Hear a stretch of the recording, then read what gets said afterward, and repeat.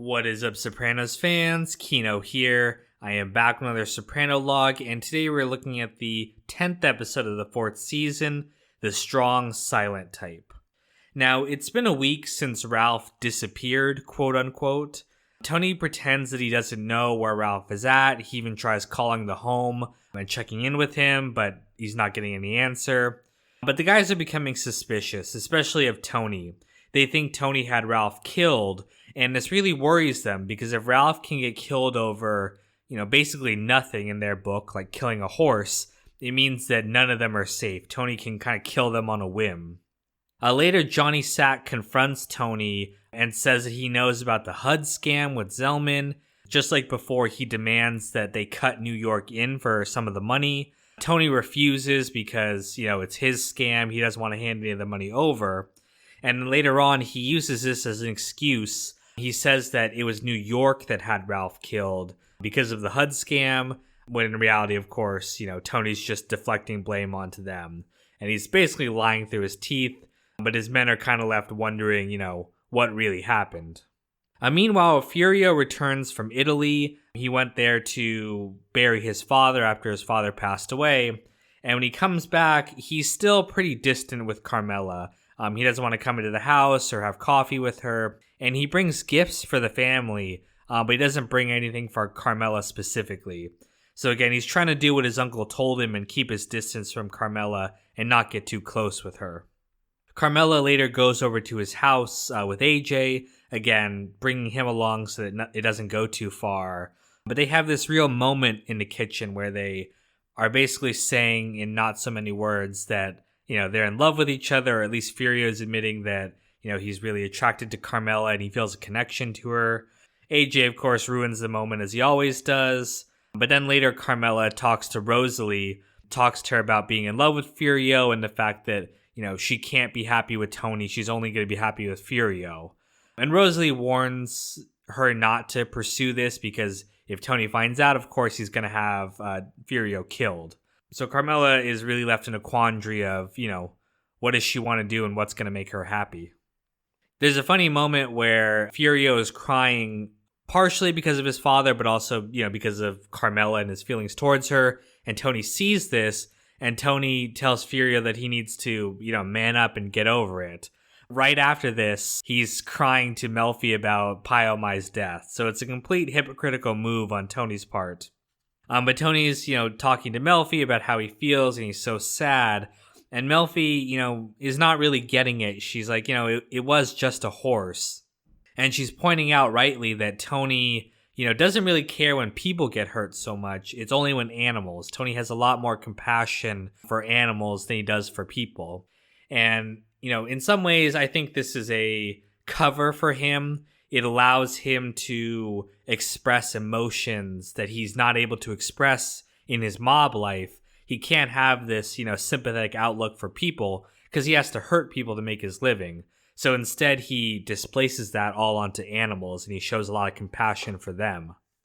Later on, though, the picture of Pio Mai that Tony ordered, painted of him and the horse, arrives at the Bing, and Tony orders it burned because he doesn't want to see it anymore. It reminds him of the horse and it just causes him so much pain. So they take it out to burn it, but Paulie interrupts and takes it home instead. He wants to hang a picture of Tony in his house. And now the portrait is damaged a little bit from the flame, so Paulie has it taken to an artist and has him paint over the painting and paint Tony in like these revolutionary general Napoleon type clothes. So it's a really funny image to see Tony in that getup with the horse. But Paulie's really proud of it and he puts it up in the house. But we can see, the eyes of Tony in the painting watching Paulie. So we can see that this is going to lead to a confrontation between the two of them. That's what that's kind of signaling. Later, though, Christopher, continues to do heroin as he's been doing this whole season. And he actually sits on Cosette, the little dog that they have, and suffocates it, breaks her neck. And then when Adriana gets home and sees that the dog is dead, she's, greatly upset by this. She loved that dog, and this is kind of the last straw for her. Especially afterwards when Christopher goes to buy drugs again, and he gets carjacked and he gets beat up. They really start to worry about Christopher.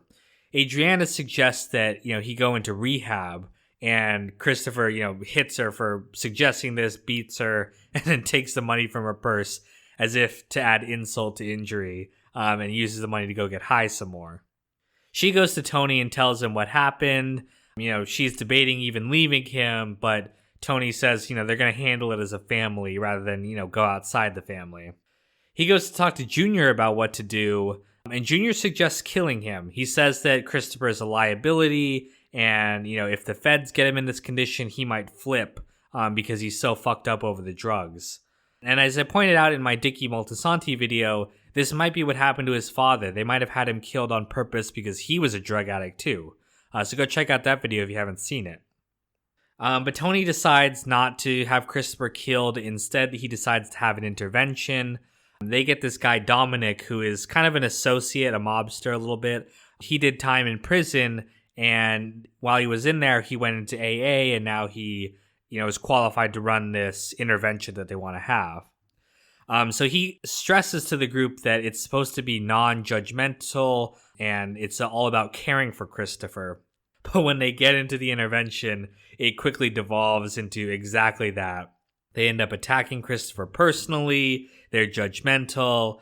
Tony is fixated on the fact that he killed a dog, and he keeps interrupting and can't let that go. And it becomes one of the most hilarious black comedy scenes of the entire series. And it escalates to the point where Christopher insults Tony, and then they just end up kicking the shit out of him and beating him up. So, yeah, it didn't really end up as the non-confrontational approach that the guy wanted.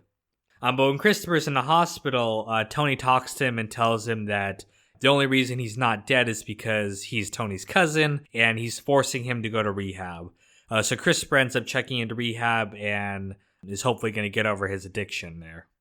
Meanwhile, Tony goes to see Junior again. He's asleep upstairs, but he ends up talking with Svetlana. Tony really admires Svetlana. She really is the strong, silent type that he kind of idolizes.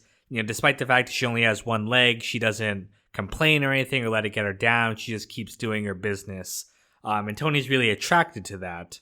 So they end up sleeping together on Junior's couch. And Tony, is kind of talking to her like she's going to be his new girlfriend.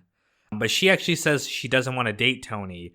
She thinks that Tony is kind of whiny and kind of needy, and she doesn't want to prop him up all the time. And so this kind of flabbergasts Tony that for once a woman's rejected him and actually views him as the weak one. So we can see that, of course, Tony is not the strong, silent type that he really admires. He's kind of the opposite. He's kind of a needy little bitch sometimes. But the nurse that they hired for Junior arrives and sees the two of them together, and she knows what's going on. She knows that they slept together. And so that's going to be a major plot point coming up here. But yeah, that is the strong silent type. Thank you guys so much for watching, and stay tuned for the next Soprano log, coming soon. Special thank you to my patrons for funding my heroin addiction.